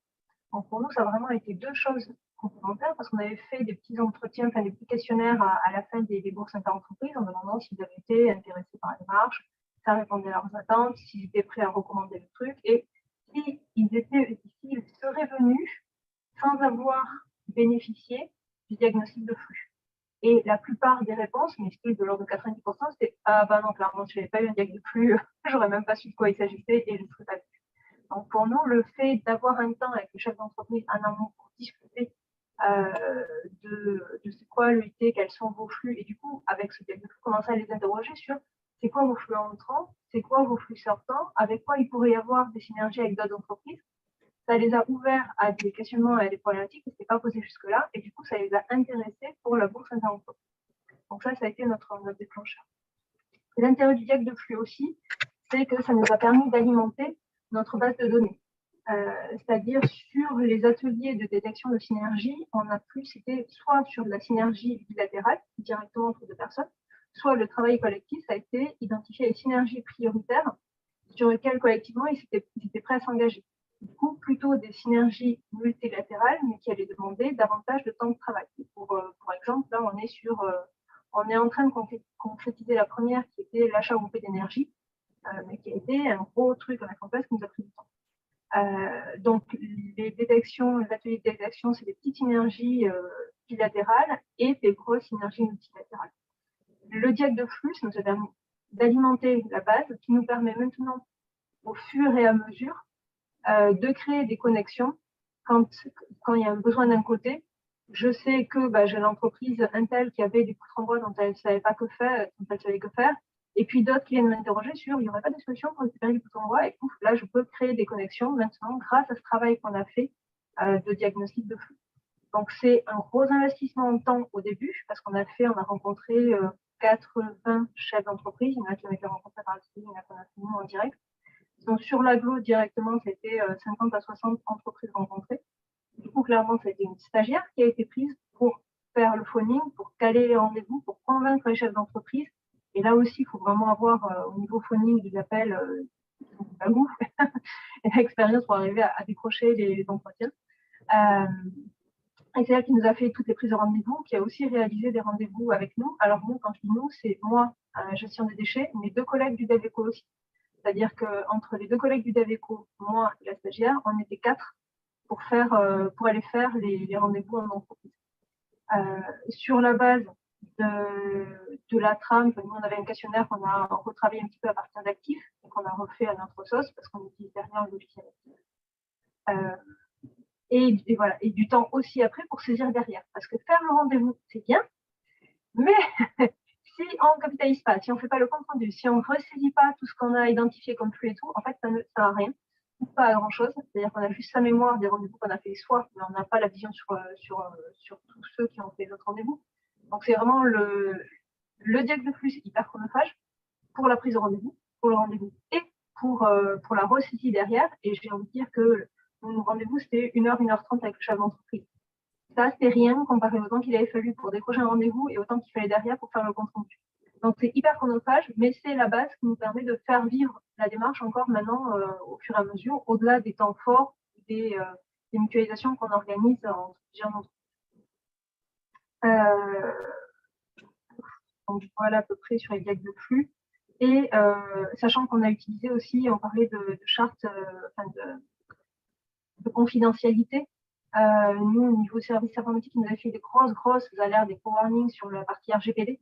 Et du coup, là, clairement, non seulement on avait la charte de confidentialité d'actifs, mais on avait aussi notre charte communauté d'aglo de la Bijon en disant qu'on avait aussi utilisé les données, et ça, on le faisait signer dès le début. Et on encadrait l'entretien en disant, je vous fais de suite signer la charte de confidentialité, où on décrivait qui aurait accès aux données, comment, pourquoi.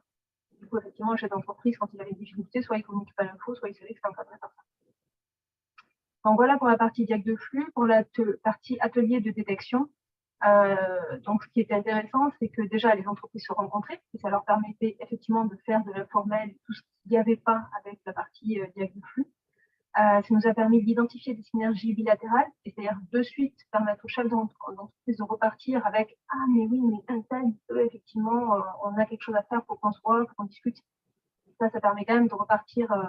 Ce qu'on va construire par la suite, on a eu du temps à le construire. Là, ça permet directement d'avoir des résultats de la démarche. Et ce qui était intéressant sur l'atelier de détection de synergie, c'est ce qu'on n'avait pas fait sur les diag de flux. Les diag de flux, on avait identifié juste les flux entrants et les flux sortants. On n'avait pas fait, Cyril, ce que tu disais là, à la fin, de leur demander de prioriser 3 flux. C'était un peu le souci, parce que du coup, on a une grosse base, mais on ne sait pas si l'entreprise va être prête à se mobiliser sur tel ou tel sujet. Alors que sur l'atelier de détection de synergie, là, c'est vraiment le point fort, c'est qu'on a identifié quelles étaient les synergies sur lesquelles les chefs d'entreprise étaient véritablement prêts à s'engager et à travailler. Du coup, c'est ce qu'on a pu mettre en place par la suite. Et c'est ce qu'on continue à tricoter. C'est-à-dire que autant le diag de flux nous permet d'alimenter au quotidien sur des mises en relation 2 par 2, autant l'atelier de détection de synergie nous a alimenté aussi pour construire petit à petit des synergies multilatérales sur lesquelles plusieurs chefs d'entreprise sont prêts à s'engager. Donc, pour moi, c'est vraiment 2 démarches qui sont complètement impliquées et il y a vraiment une articulation, une cohérence à faire. Ouais, donc communiquer sur les besoins des chefs d'entreprise, identifier les synergies bilatérales et aussi prioriser. Donc, le message en gros, c'est en fait super efficace. Alors, c'est super chronophage, on est d'accord. Et nous, clairement, c'est passé par un stagiaire pour arriver à assurer les pics d'activité sur l'année. Et on reprendra un stagiaire parce qu'on voit sur 2020, on ne l'a pas fait. Et sur 2021 non plus, mais on n'arrive pas à le faire si on ne prend pas des renforts humains. Et il y a vraiment un sens et avoir une complémentarité. Merci beaucoup, Anne-Claire. C'était très clair. Est-ce que pour réseau, on a Cora et Nathalie, je crois, j'ai vu les participants qui sont là. Est-ce que l'une de vous deux veut bien nous faire un petit témoignage comme ça, un petit retour d'expérience un peu sur le même modèle qu'Anne-Claire? Alors, je vais commencer. Nathalie interviendra sûrement en même temps ou après, peu importe. Donc déjà, réseau, comme vous le savez certains, donc c'est le club des entreprises de la zone Eurocentre et de ses alentours. Nous avons donc beaucoup d'entreprises en lien et à faire et à dynamiser. Nous, notre démarche EIT s'est accolée à la création de notre jardin nourricier. Donc, au départ, on avait lancé ce projet de jardin nourricier qui vit et qui suit son cours normalement. On a lancé cette démarche EIT en suivant et donc, avec Cyril, on a réalisé une dizaine de diagnostics. Alors, effectivement, c'est très intéressant pour nous d'aller effectivement sur le terrain, de rencontrer nos chefs d'entreprise et les responsables QSE notamment. Nous, effectivement, on avait besoin de rencontrer. Alors, on a essayé pendant le Covid de garder le lien en visio, etc. Mais on s'aperçoit vraiment que les chefs d'entreprise et les opérationnels ont vraiment besoin de contact humain. Nous, c'est vraiment notre élément essentiel pour nous. Effectivement, il y a eu plusieurs synergies qui sont apparues. Certaines ont déjà bien démarré et suivent un rythme de travail normal. Je pense notamment au carton. Le carton, c'est quelque chose qui est apparu dès le départ, que nous avons poursuivi, mis en exergue et c'est une opération qui est lancée, une collaboration qui est lancée sur la zone. Alors, entre les entreprises qui ont des petits volumes, qui regroupent leurs cartons et qui les amènent à des entreprises qui ont des gros volumes et qui traitent contre un bon de suivi du déchet, etc. Mais ça, c'est vraiment quelque chose qui est apparu à travers les diagnostics et qui a émergé comme ça. Alors nous, au réseau, notre petite faiblesse, c'est effectivement l'après-diagnostic, les comptes rendus, On ne les diffuse pas forcément, on se les garde un peu jalousement pour l'instant. Voilà, on a du mal à les traiter, à les suivre.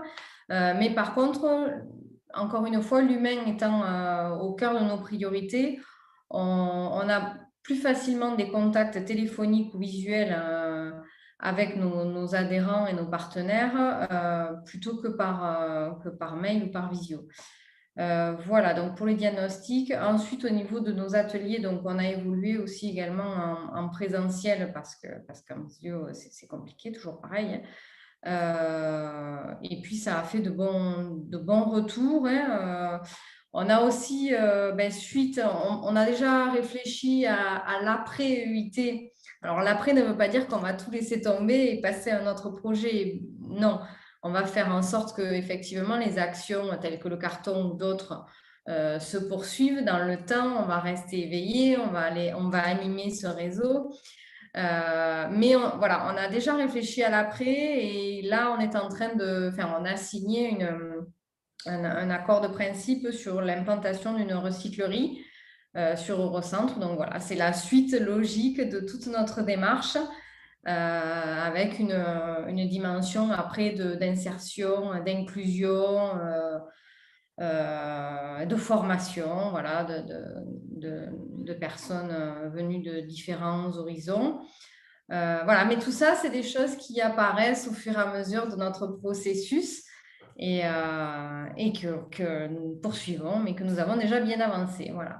Et effectivement, alors je rejoins tout à fait ce qui vient d'être dit. C'est sûr qu'il y a des choses qui sont très chronophages, mais tellement intéressantes et passionnantes que du coup, on le fait avec grand plaisir. Nathalie, peut-être, j'ai oublié quelque chose. Oui, pour compléter, alors bon, nous, on est une structure associative, on regroupe 130 adhérents de toute taille, vraiment.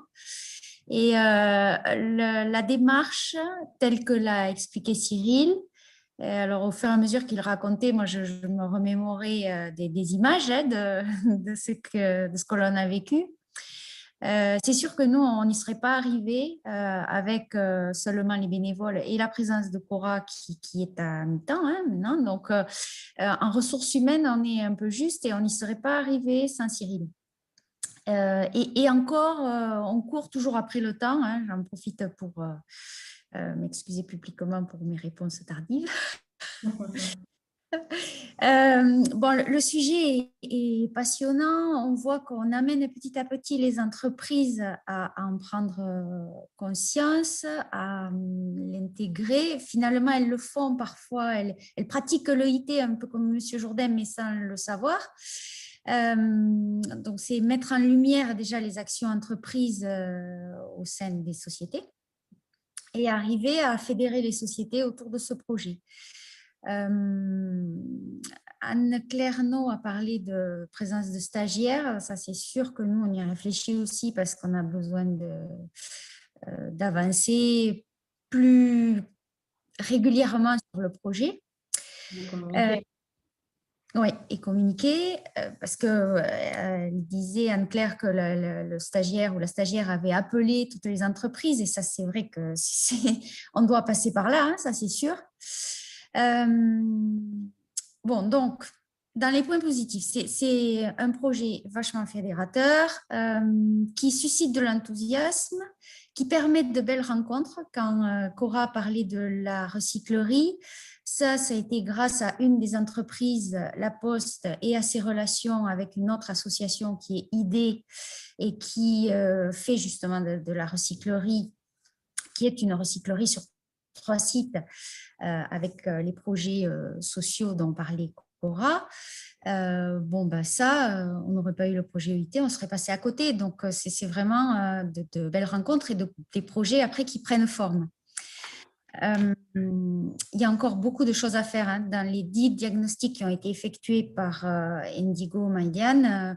Il y a d'autres flux qui sont ressortis, mais on voit que c'est difficile de fédérer les sociétés, de trouver les bonnes sociétés aussi qui vont répondre favorablement. Donc, bon, ça prend du temps, il y aura d'autres flux, mais je crois que ce qu'il faut, c'est, enfin pour nous, pour notre expérience, c'est commencer par quelque chose, commencer petit. C'est vrai que la collecte des cartons, ça paraît un peu anodin, mais finalement, il y a des grosses entreprises qui sont contentes parce que le carton, ça va, ça vient, et finalement, des fois, ça paye, des fois, ça ne paye pas. Mais donc, du coup, quand ça paye, il vaut mieux en avoir. Et les petites entreprises, elles sont ravies parce qu'elles ont trouvé une solution pour sortir leurs déchets carton.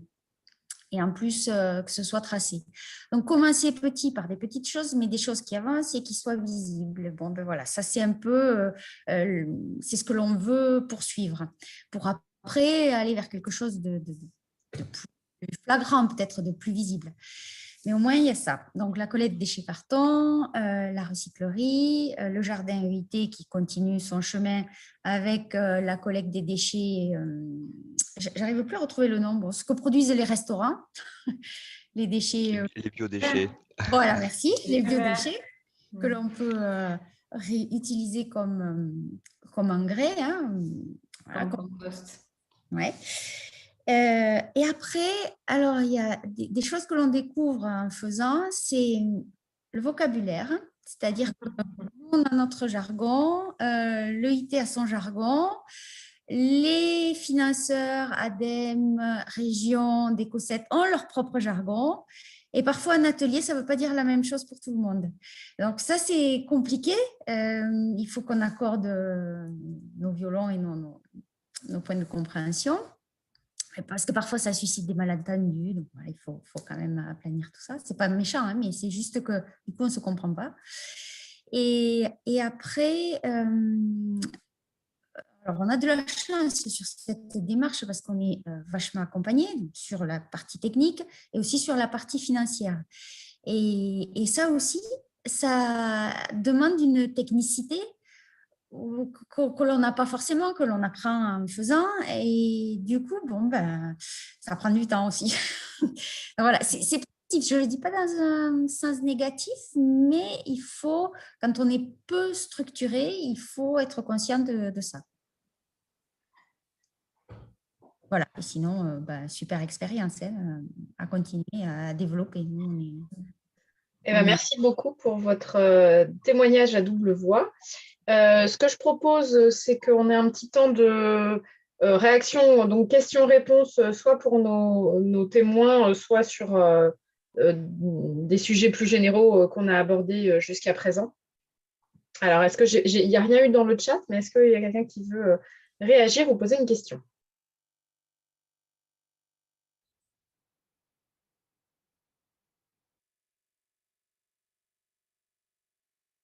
Je laisse quelques secondes, le temps que chacun retrouve sa souris, s'il veut appuyer sur quelque chose.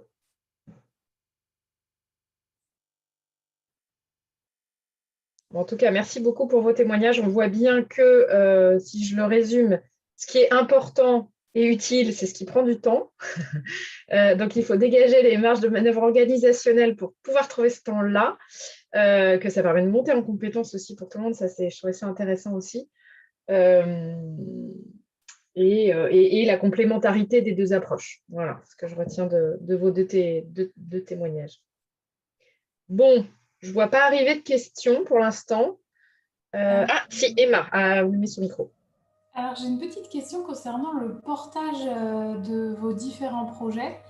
Nous, on a un groupe de travail qui est engagé avec donc, le CIDET, qui est syndicat départemental, la communauté d'agglo de Grand Cahors, et on est en plein questionnement sur le portage du projet. Est-ce qu'on fait un coportage ou est-ce que c'est Grand Cahors qui a la compétence DevEco qui porte le projet, en réfléchissant aussi au futur à développer l'EIT sur d'autres zones d'activité et peut-être hors de Grand Cahors. Donc on a cette problématique-là et je voulais avoir votre retour d'expérience.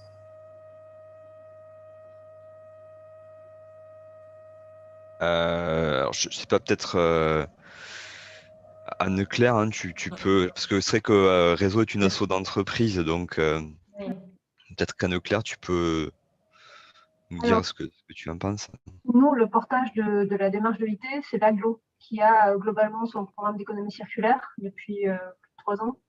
Et du coup, en fait, c'est nous qui portons la démarche. Mais on est conscient qu'à terme, ce serait chouette si c'était plus nous, communauté d'AGLO, et que dans les conditions de pérennisation de la démarche, on se dit qu'à terme, on aimerait bien évoluer vers un club d'entreprise, ou alors un mix entre les deux. On a des structures où on associe déjà l'agglo, des consulaires, des entreprises.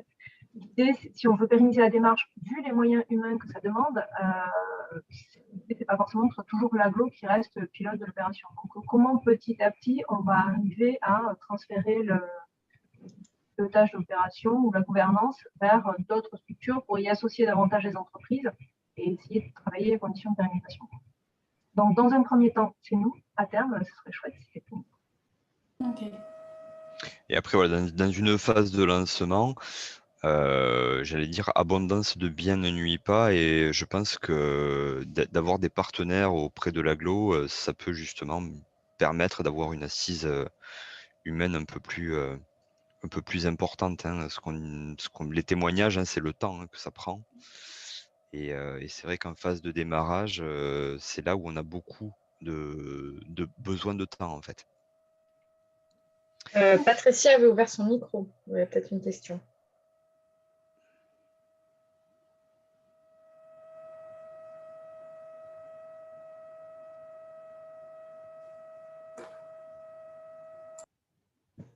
Non, c'est bon? Ou pas. J'ai l'impression qu'elle... Patricia essaie de parler, mais qu'on ne l'entend pas. Je vois son micro ouvert, mais... Bon. Patricia, si vous m'entendez, ce que je vous propose, c'est de formuler votre question dans le chat.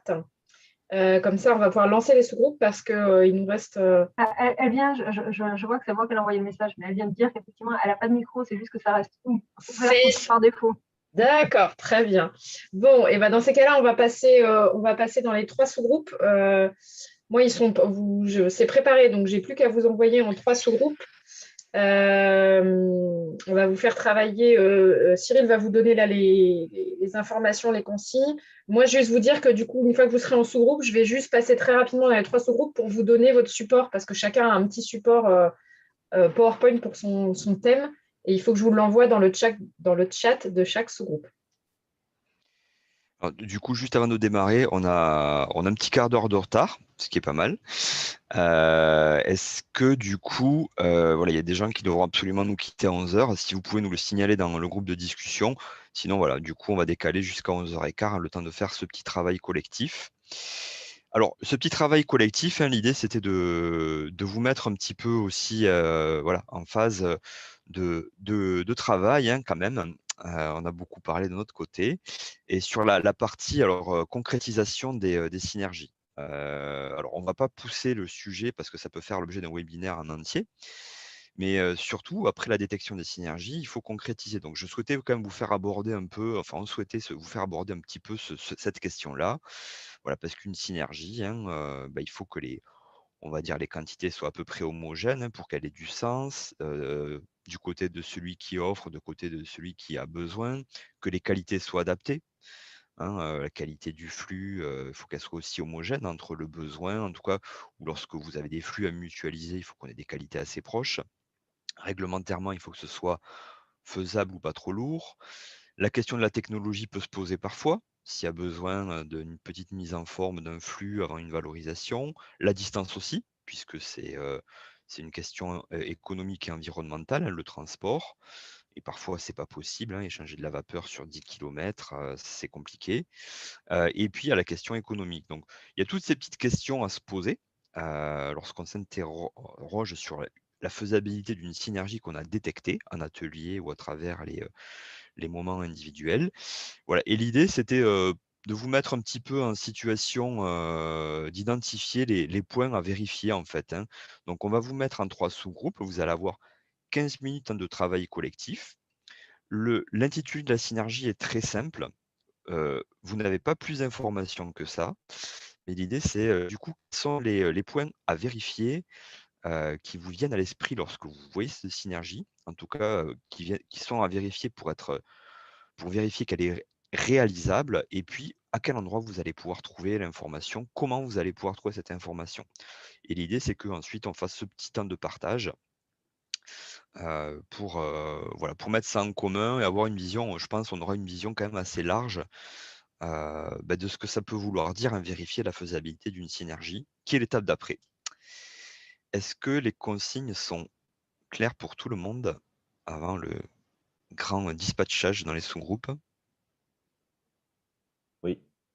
J'ai collecté dans le chat les gens qui partiraient à 11 h, donc j'ai essayé de rééquilibrer un tout petit peu les groupes, mais sinon, on va pouvoir commencer et puis on va vous donner à chacun votre thématique dans chaque sous-groupe, donc il faudra une petite minute de patience pour que tu puisses passer dans chaque sous-groupe. Voilà, c'est parti.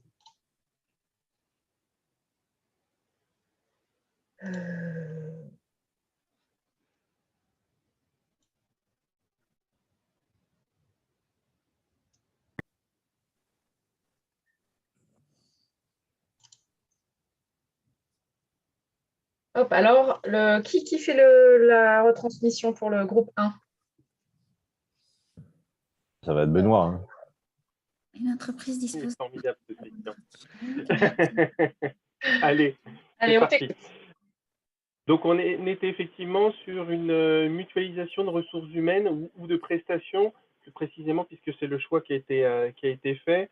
On s'est posé la question, justement, c'est la première des questions. Est-ce qu'on est sur la mutualisation de postes et donc, dans ce cas-là, passer par un groupement d'employeurs s'il existe, ça peut être une option, mais celle qui a été privilégiée par les personnes, là, c'est de dire plutôt aller sur un contrat de prestation mutualisée. Voilà. Donc, qu'est-ce qu'il faut regarder? Il faut déjà s'assurer effectivement que géographiquement, on se situe sur un cercle géographique qui permet cette complémentarité. C'est vrai aussi pour le temps et donc la disponibilité de ce prestataire. Est-ce que à la fois le temps de mobilisation et les horaires des différentes entreprises sur leurs besoins est compatible? Donc, ça passe par une définition du besoin qui est très stricte, qui est très précise, puisque, in fine, il faudra déboucher sur un document qui est très précis sur les horaires et le planning de mobilisation de la personne.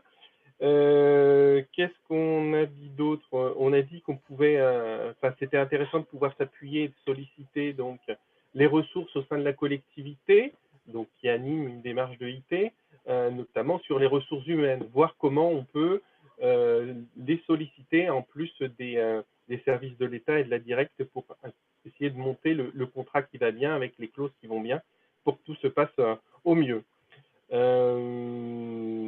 Voilà, qu'est-ce qu'on a dit d'autre? Voilà, être vigilant sur le secteur géographique, sur la disponibilité du prestataire par rapport à son timing et la complémentarité des horaires. Voilà, et puis après, travailler ensemble en engageant la collectivité et les ressources de la collectivité pour déboucher sur quelque chose de bien ficelé. Voilà. Est-ce que j'ai oublié quelque chose, chers amis du groupe 1? C'est pour ça que tu as été choisi et tu n'as rien oublié. Merci. Est-ce que ça satisfait ce que vous attendiez, Caroline et Cyril? Bon, ok, parfait. Ouais, non, c'est pas mal du tout. Alors après, ouais, effectivement, l'objectif dans ce genre de situation, si on veut que le prestataire travaille pour le groupe d'entreprise sur la durée, c'est qu'il faut lui offrir effectivement des choses qui l'intéressent. Il y a effectivement un volume d'activité et puis, comme tu le disais, enfin vous le disiez, une belle organisation du temps pour que lui n'ait pas des trajets à faire dans tous les sens. Et par contre, où trouver l'information nécessaire? Des fois, sur les territoires, il existe des groupements d'employeurs qui sont déjà là. Et ça peut être des porteurs, on va dire, de solutions pour ce genre de situation. Alors, ils ont un coût, parce qu'ils prennent un coût sur les contrats, mais ça permet de passer de quelque part de l'auto-entrepreneur à quelqu'un qui a un emploi salarié, et ça peut être une manière de le capter en fait sur le territoire. Donc, merci beaucoup pour tout ça. Et du coup, on passe au groupe 2. Alors, Caroline, sur le groupe 2, j'ai déjà pris des notes. Je vais juste les afficher et je vais laisser, je reprends la main si jamais. Hop. Et je vais laisser quelqu'un du coup du groupe le lire. Qui s'y colle. Donc nous, entreprise qui possède une chaudière à fioul lourd qui est soumise à autorisation, une autre entreprise qui génère des flux d'huile de lubrification de moteur. Et la question, c'est opportunité d'une valorisation dans la chaudière. On le fait à deux voix, Cora? Ok. Alors, les premiers points, on s'est posé la question de quel circuit de l'huile actuellement, et du coup, quel est l'intérêt pour les acteurs d'aller sur le sujet? Est-ce que c'est pertinent ou pas? Ou est-ce qu'il y a déjà des solutions intéressantes pour chacun, et est-ce qu'ils sont intéressés pour mutualiser? Donc, leur poser la question. Donc, nous, on est parti de la problématique déjà de la faisabilité.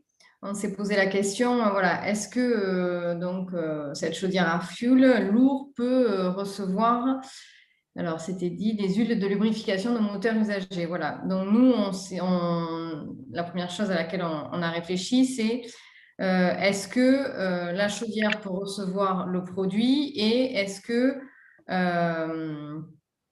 comment le transporter? Donc, une fois qu'on a vérifié la faisabilité et de la chaudière qui va recevoir et du circuit normalement prévu par le fournisseur des huiles, comment on va créer cette synergie entre les deux, donc, et le partage des coûts financiers et le partage en ressources humaines. On est parti sur la piste, donc de se renseigner auprès du fournisseur de la chaudière et auprès du fournisseur des huiles. Aussi, on s'est interrogé sur l'aspect réglementation de recyclage de ces huiles, réglementation de rejet, enfin là je vais un peu plus loin, mais de rejet des minces. Polluants des fumées. Merci, des résidus, j'allais dire, merci Cyril.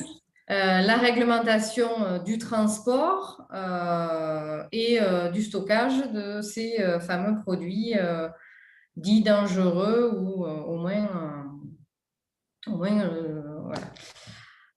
Et puis après, donc, il y a aussi un aspect administratif à prendre en compte. Comment gérer la remise? Est-ce que c'est un bon de suivi des déchets? Est-ce que c'est un contrat qui doit être formalisé? Est-ce que ce contrat doit avoir, alors là, je vais encore plus loin, une durée prédéfinie? Est-ce que c'est sur mission? Est-ce que voilà.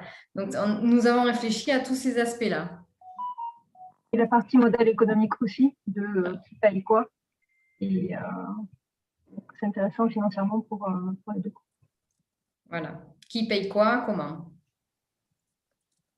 Merci beaucoup. Merci. Hop, je te rends la main, Caroline. Merci. Et donc, pour le groupe 3, qui est notre... où est-ce qu'elle est? Jessica, voilà. Alors, hop. Par contre, ouais, je n'ai pas le support présenté. Eh ben, je fais partage d'écran. C'est bon, là, je suis bien sur la diapo groupe 3. Super. Ouais, nickel, merci beaucoup. Super. Alors, donc, c'est deux entreprises dont une première entreprise qui dispose de l'entrepôt surdimensionné et une autre, effectivement, qui a des besoins saisonniers de stockage hors d'eau de son matériel mécanique et électronique à forte valeur. Donc, on a fait deux gros pavés finalement. Avec le premier, c'était vraiment axé sur la sécurité du matériel et la logistique qui en découlait, avec la sécurité du bâtiment, la température intérieure, la présence de coupe-feu, tout qui a accès à ce local. S'il y a des rotations de poids lourds, comment on va accéder à ce local? La logistique, après sur place, s'il y a du personnel et s'il y a du stockage d'autres produits. Excuse-moi, je parle très vite et tu vas encore plus vite, c'est génial. Si c'est une entreprise qui est classée ICPE, effectivement, voir le fait de rajouter ces matériels, comment ça va pouvoir évoluer. Donc, pour ce gros pavé, on a pensé, effectivement, il y a déjà l'entreprise ED qui va pouvoir normalement donner des informations sur la plupart des questions. On a aussi effectivement le SDIS et l'Adréal, si effectivement c'est une installation classée. Bon, ça, c'était pour le premier pavé. Je pense avoir rien oublié. Si collègues pensent à quelque chose. Et pour le deuxième pavé, c'est tout ce qui est contractualisation, assurance, bien sûr, la rétribution financière, donc forfaitaire ou au prorata, la saisonnalité des besoins aussi, l'aménagement et les autorisations qui en découlent. Donc là, pareil, on a pensé, c'est l'entreprise D qui va essentiellement répondre. Des fois, par exemple, pour la saisonnalité des besoins, ça va être aussi les deux entreprises. Et pour l'aménagement autorisation, la mairie ou l'interco.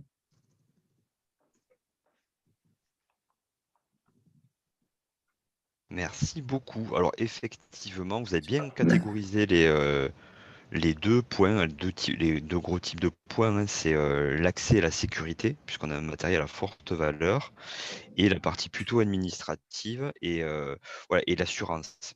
L'assurance, ça va être un gros sujet, à la fois chez l'entreprise qui va accueillir, et puis aussi l'entreprise qui possède. Parce que mine de rien, les matériels, au bout d'un moment, ne seront plus stockés chez elle, et on sait qu'ils ont beaucoup de valeur. Et donc, niveau assurantiel, il va falloir que les compagnies des deux se parlent.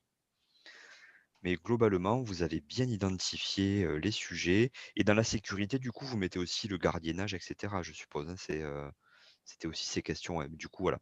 Ben, écoutez, vous avez fait un bon job, hein, j'allais dire, vous avez interrogé les principales questions, hein. Voilà. Du coup, sécurité, accès, et puis les questions, voilà, plutôt d'assurance, qui sont à gérer, et la question du modèle économique, effectivement. Donc voilà, ben, joli tour. Voilà, l'idée c'était de partager avec vous à travers des cas concrets tout ce genre de questionnement, parce que voilà, très rapidement après les ateliers de faisabilité ou les visites d'entreprise, on tombe sur des pistes, et c'est important de savoir effectivement par quel bout les prendre, et ben, dans quel sens, hein, se poser les questions, et où trouver les informations pour tout cela. Bah, du coup, je crois qu'on a fait le tour. Est-ce que vous avez éventuellement des remarques ou des questions que vous n'avez pas eu le temps de poser précédemment avant qu'on vous libère? En attendant, on vous remet la dernière petite diapo toujours. N'hésitez pas à nous joindre pour tous vos besoins, vos questions au cours de vos projets. Non, pas de questions. Merci. Pas tout de suite. Eh ben, merci beaucoup. Benoît, un petit mot de la fin, une prochaine échéance du coup. J'ai l'impression que dans le chat, tout le monde était plutôt partant pour une rencontre in real life à la rentrée. Il faut brancher ton micro. Effectivement, je partage ton constat. Effectivement, les retours qu'on a eus sont pour un événement présentiel, toujours avec le point de vigilance de la distance, mais qu'on comprend tout à fait, et qui pose des difficultés pour trouver le bon endroit, bien sûr. Mais donc on va s'atteler à ça. Merci à tous d'avoir participé, et notamment très très vivement dans le cadre des derniers ateliers. Là, c'était intéressant, ça en est sorti. Merci aux animateurs pour avoir préparé.